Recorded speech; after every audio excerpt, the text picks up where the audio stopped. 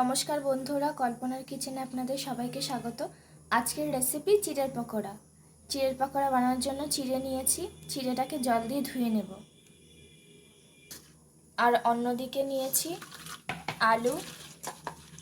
আলুটা সেদ্ধ করে গ্রেট করে নিয়েছি, পেঁয়াজ কুচি, লঙ্কা কুচি, রসুন কুচি আর আদা কুচি।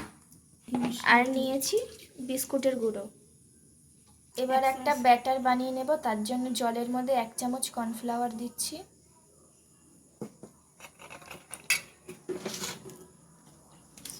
আর একটু গোলমরিচের গুঁড়ো,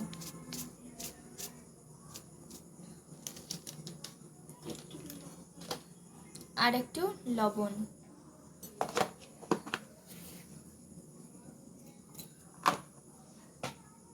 দিয়ে খুব ভালোভাবে গুলিয়ে একটা ব্যাটার তৈরি করে নেব।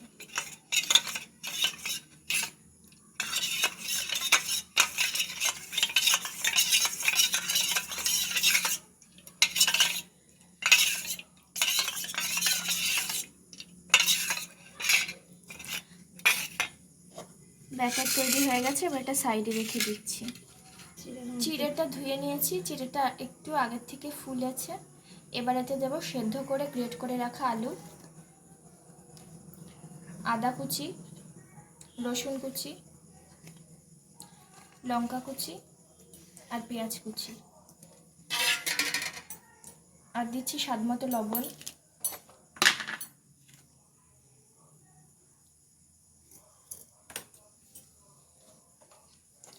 দেবো হলুদ গুঁড়ো সামান্য,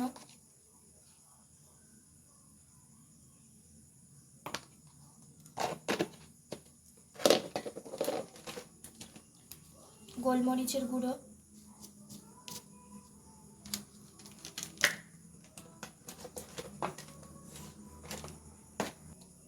এবার এতে দেবো চাট মশলা,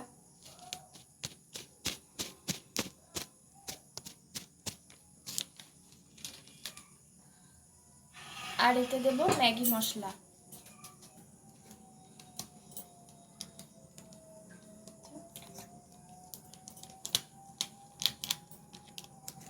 ম্যাগি মশলা দিচ্ছি। এবার সবগুলো একসাথে মেখে নেব।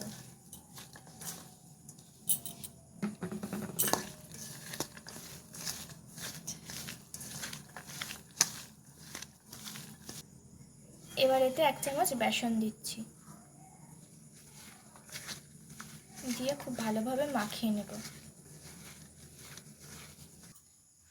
আমাদের মাখা হয়ে গেছে। এবার এগুলো থেকে ছোট ছোট করে গোল গোল আকারে বানিয়ে নেব।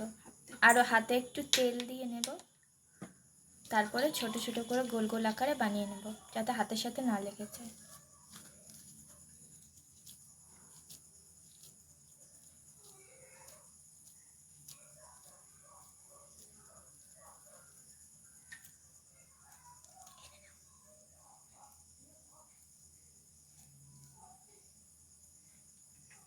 এইভাবেই সব এক এক করে বানিয়ে নেব।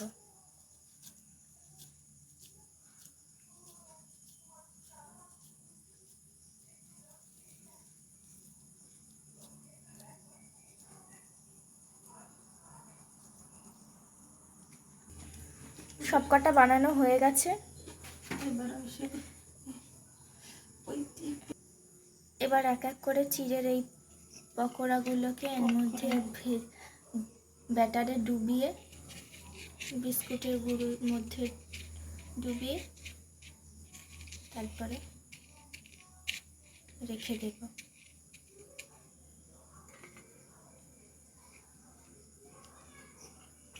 ঠিক এইভাবেই বাকিগুলো সব বানিয়ে নিচ্ছি।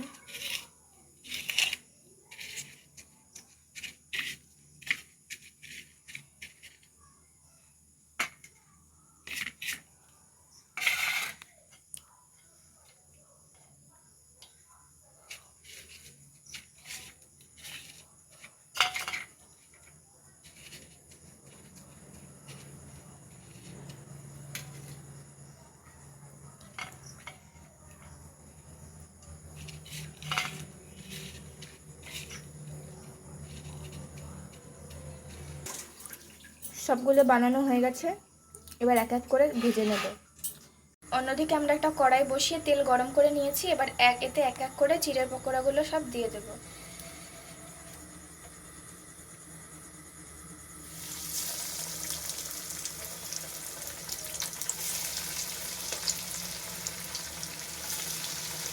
দিয়ে হালকা আছে ভেজে নেব, লাল করে আস্তে আস্তে লাল করে ভেজে নিতে থাকবো। চিড়ের পকোড়াগুলো সব লাল করে ভাজা হয়ে গেছে, এবার তুলে নেব, দিয়ে বাকিগুলো এইভাবে ভেজে নেব।